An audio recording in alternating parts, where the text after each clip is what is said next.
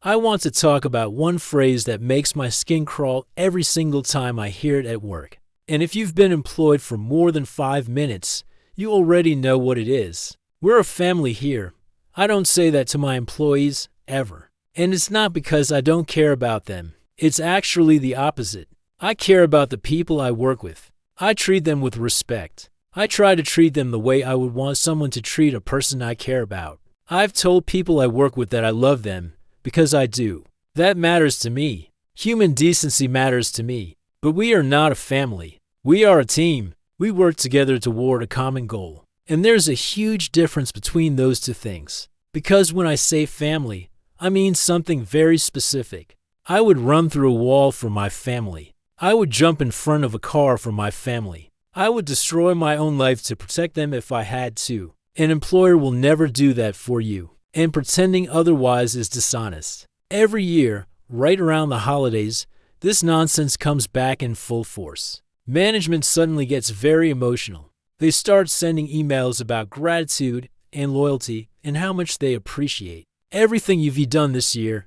They say, "We're a family here."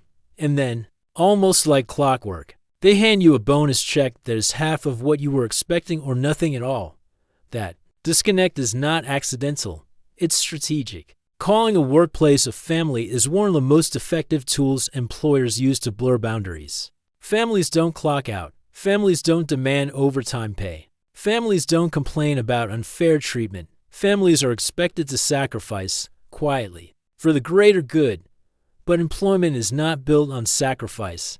It's built on a contract. You give your time, your labor, your skills. They give you money, benefits, and define expectations. That's it. When employers start leaning on emotional language, it's usually because they don't want to have a business conversation. They don't want to talk about wages. They don't want to talk about workload. They don't want to talk about why 3 people are now doing the job that used to belong to 6. They want loyalty without obligation. And we've seen how this plays out in the real world.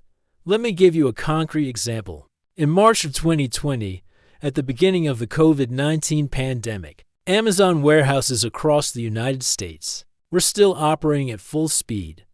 One of the most well-known cases came out of Staten Island, New York, at the JFK 8 Fulfillment Center. Workers were being told explicitly that Amazon cared deeply about them, that they were all in this together, that the company was like a family.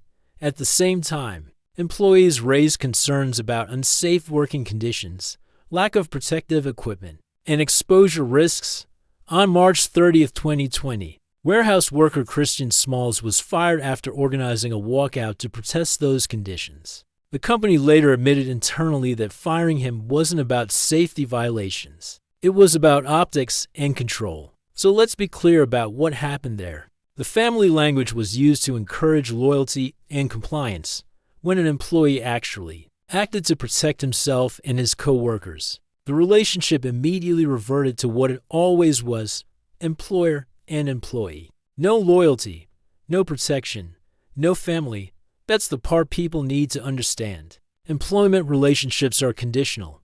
They always have been. A family doesn't fire you because profits dipped. A family doesn't lay you off because a spreadsheet says it's efficient. A family doesn't replace you with a cheaper version of yourself the moment it becomes convenient.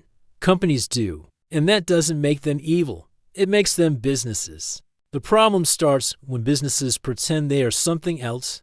When I hear an employer say, "We're a family," what I actually hear is, "We want you emotionally invested, but we don't want the legal or financial obligations that come with that." Because here's the truth no one says out loud. If you stop showing up tomorrow, your job posting will be online before your chair gets cold. Your family would still grieve you years later. That's not cynicism. That's reality. Respect at work does not come from pretending you're related. It comes from clear boundaries, fair pay, transparency, and accountability. I don't need my employer to love me. I need them to honor the agreement we made. And employees, this part is important too, are not disloyal for remembering that. You are not selfish for setting boundaries. You are not ungrateful for expecting to be paid what you're worth. And you are not a bad person for refusing to sacrifice your health, your time, or your family for someone else's business. Ironically, The healthiest workplaces I've ever seen are the ones that never call themselves a family. They don't need to. They show respect through action. They compensate fairly. They communicate honestly. And when hard decisions have to be made, they don't hide behind emotional manipulation. So the next time it's holiday season and someone tells you, "We're a family here," listen carefully to what comes next, because words are cheap, checks, policies, and protections are not, and that's how you can tell the difference.